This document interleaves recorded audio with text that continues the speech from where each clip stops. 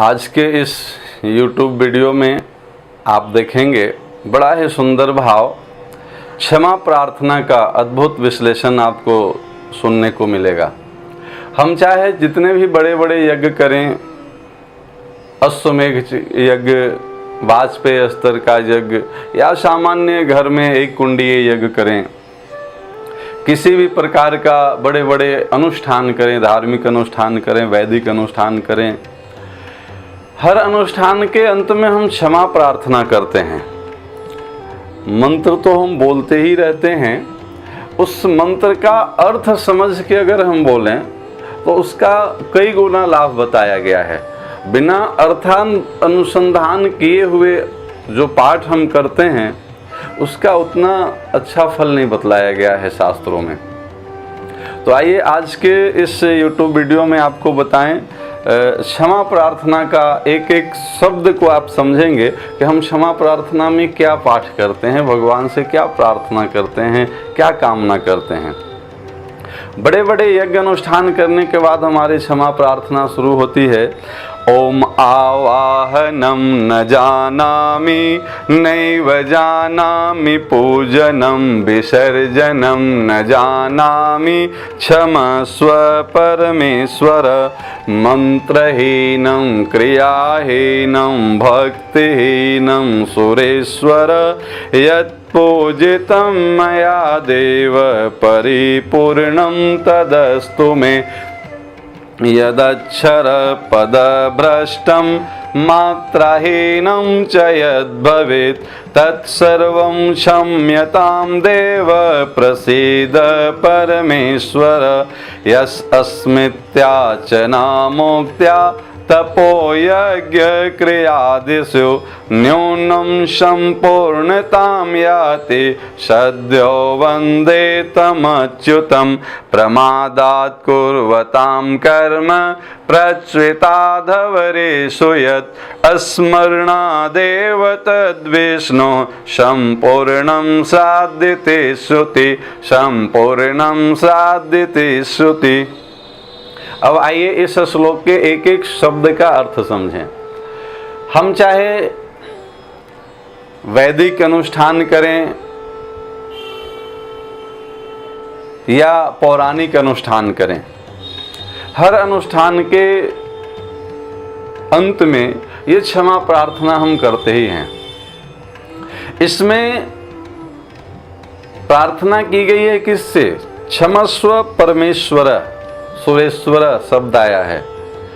सुरेश्वर, सुर मतलब देवता, देवताओं के भी जो ईश्वर हैं उस परमात्मा से हम क्षमा प्रार्थना करते हैं। परात्पर अखिलेश्वर परब्रह्म परमात्मा से ये प्रार्थना करते हैं कि हे परमात्मा, आवाहनम न जानामि नैव जानामि पूजनम, हम न आपकी आवाहन की विधि जानते हैं न आपकी पूजन की विधि जानते हैं। विसर्जनम न जानामि क्षमस्व परमेश्वर, न हम आपकी विसर्जन का ही विधि जानते हैं। इसलिए हे परमेश्वर, हमारे इस अनुष्ठान में किसी भी प्रकार की कोई त्रुटि रह गई हो तो उसकी क्षमा दान दें आप हमें। मंत्रहीनम क्रियाहीनम भक्तिहीनम सुरेश्वर, अपने आप को दीनता का भाव लेकर के परमात्मा के चरणों में प्रस्तुत करना होता है। हम चाहे जितने बड़े वैदिक विद्वान हों, चाहे जितने बड़े हम शास्त्र के मर्मज्ञ हों, पर परमात्मा के सामने दीन बन करके जाया जाता है। यही भाव यहाँ है। मंत्रहीनम क्रियाहीनम भक्तिहीनम सुरेश्वर, हे परमात्मा, हम मंत्रों से हीन हैं, हम क्रिया से हीन हैं, हम भक्ति से हीन हैं। इसलिए जो कुछ भी हमसे टूटी फूटी भाषा में जो उपचार संभव हो पाया है, जो भी हम पूजा कर पाए हैं, वो पूजा पूर्णता को प्राप्त करे, वो अनुष्ठान पूर्णता को प्राप्त करे, ऐसी कामना भावना की जाती है। आगे एक एक शब्द बड़े ध्यान से सुनेंगे, बहुत आनंद आएगा और अच्छा भी लगेगा। यदक्षर पद भ्रष्टम मात्राहीनम च यद् भवेत्, अनुष्ठान का प्यारे बहुत कड़ा अनुशासन होता है, उसमें एक मात्रा का भी इधर उधर नहीं होना चाहिए, वरना यज्ञ का परिणाम बदल जाता है। एक राक्षस ने यज्ञ किया और देवताओं ने चालाकी करके एक स्वर बदल दिया, इंद्र सत्तो विवर्धस्व। यज्ञ हो रहा था कि इस यज्ञ से जो पुत्र उत्पन्न हो वो इंद्र का वध करे, और एक स्वर बदलने से परिणाम यह हुआ कि इस यज्ञ से जो पुत्र उत्पन्न होगा वो इंद्र के द्वारा मारा जाएगा। बस एक स्वर बदला और परिणाम बदल गया प्यारे। इतना कड़ा अनुशासन होता है। तो इसमें परमात्मा से प्रार्थना किया गया है, यदक्षर पद भ्रष्टम। हमारे मंत्र पाठ में अगर एक अक्षर भी पदभ्रष्ट हो गया हो, गलती से भी हमारा उच्चारण में स्वर गलत लग गया हो, मात्राहीनम च यद भवेत्, कोई श्लोक मात्राहीन हो गया हो, मात्रा छूट गई हो किसी में, तत्सर्वम क्षम्यताम देव, उन सभी के लिए हे परमेश्वर, हे देव, आप मुझे क्षमा करेंगे। आगे बड़ा और आनंददायक श्लोक है, असस्मृत्या च नामोक्त्या तपो यज्ञ क्रियादिस्यु। हम चाहे परमात्मा का स्मरण कर रहे हो, अस्मृत्या च नामोक्त्या, चाहे हम उनका नाम जप कर रहे हो। वैदिक अनुष्ठान होते हैं ना, जप का अनुष्ठान, संकल्प लेते हैं इतने लाख का महापुरस्चरण करेंगे, यही बात बताई गई है, असस्मृत्या च नामोक्त्या, चाहे हम स्मरण कर रहे हो या नाम जप कर रहे हो। तपो यज्ञ क्रियादिस्यु, चाहे हम कृष्ण चांद्रायन तप कर रहे हो, क्रियादिषु, किसी भी प्रकार का क्रिया में हम संलग्न हो, न्यूनम संपूर्णताम याति। न्यूनता मतलब उस किसी भी क्रिया में कोई छोटी सी भी कमी रह गई हो, कोई न्यूनता रह गई हो हमारे द्वारा, तो न्यूनम संपूर्णताम याति, उस सारे न्यूनता की, उस सारे कमी की पूर्ति किससे होती है? तो अगला लाइन बताता है, न्यूनम संपूर्णताम याति सद्यो वंदे तमच्युतम। उस अच्युतानंद परमात्मा श्री कृष्ण को सद्यो वंदे, श्रद्धा पूर्वक वंदन कर ले, प्रणाम कर ले, तो आपके यज्ञ के, आपके अनुष्ठान के सारे न्यूनता पूर्णता में बदल जाती है प्यारे। प्रमादात कुर्वताम कर्म,